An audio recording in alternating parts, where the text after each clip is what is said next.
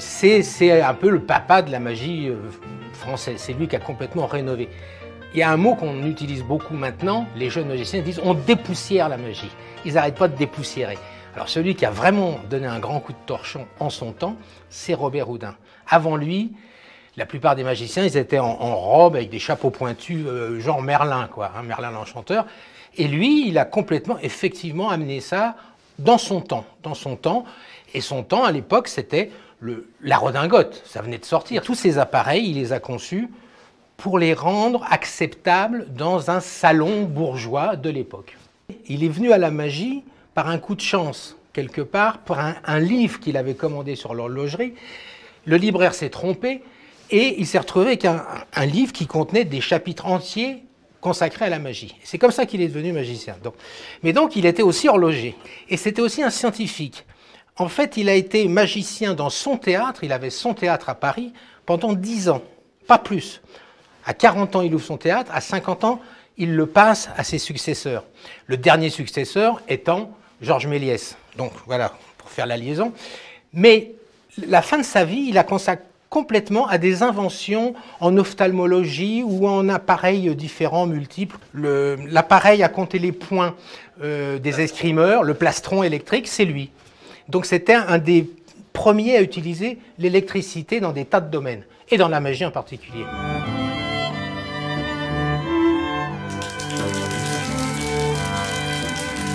Et puis il avait une autre spécialité, c'était d'inventer des automates magiques et truqués.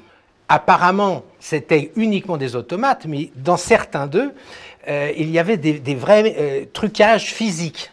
Par exemple, il y avait un automate fabuleux qu'on a retrouvé, qui s'appelle le pâtissier du Palais Royal, et qui était en fait un automate qui montrait une sorte de petite pâtisserie, vide de tous les côtés, mais avec des petits automates à l'intérieur, qui s'activaient quand on tournait une roue. Et on choisissait, dans le public choisissait un croissant, une brioche, n'importe quoi. Les portes s'ouvraient, la boulangère arrivait, une petite boulangère, on mettait ça, là tout se mettait en marche, les mitrons commençaient à faire ceci, cela, et à la fin, les portes se rouvraient, et la boulangère revenait avec un tout petit plateau, avec une miniature de croissant ou la chose choisie. On l'appelait le sorcier. À la fin de sa vie à Blois, quand il est mort, enfin au prieuré, il a vécu les dernières années de sa vie là-bas. Oh mon Dieu, le maître! Il aime bien quand on parle du prieuré. Merci, maître. Et ça, c'est un portrait de Robert Houdin jeune. Voilà. Et donc, à la fin, les gens de Blois et des alentours l'appelaient le sorcier. Hein, c'était le sorcier, parce que c'était lui qui avait fait faire la lumière en pleine nuit, quasiment, dans sa propriété de Saint-Gervais, pour la communion de sa fille, et la lampe électrique était un truc complètement novateur et tout ça. Et puis on a un facsimilé, on va dire, de l'oranger. C'était quoi l'effet? Très simple.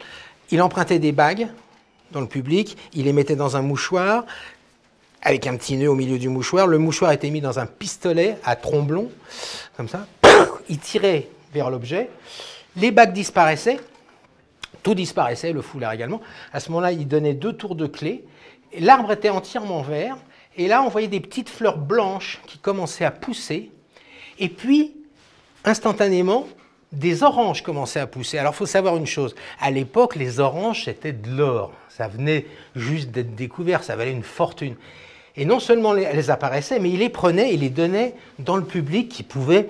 Donc, il faisait des tas de cadeaux pendant son spectacle, Robert Houdin. Et à la fin, il en restait une seule, et celle-là s'ouvrait. Et à ce moment-là, il y avait des papillons qui venaient de derrière l'arbre et qui déployaient en fait le foulard qui semblait sortir de l'orange. Et au milieu du foulard, on retrouvait les bagues qui étaient empruntées, etc., etc. Et ça, c'est une dernière chose que je peux vous montrer de l'époque là. Et c'est une sorte de tube, tout bête comme ceci. Et on faisait des prédictions, on faisait ce qu'on voulait, et simplement, en une seconde, de ce tube vide, on pouvait sortir des centaines de foulards. Là, on ne va pas le faire beaucoup, mais on peut remontrer que le tube est toujours aussi vide. Mais ici, on fait juste une petite... Mais à nouveau, on a encore des centaines et des centaines de foulards bleu, blanc, rouge. C'est bientôt le 14 juillet, vous avez remarqué.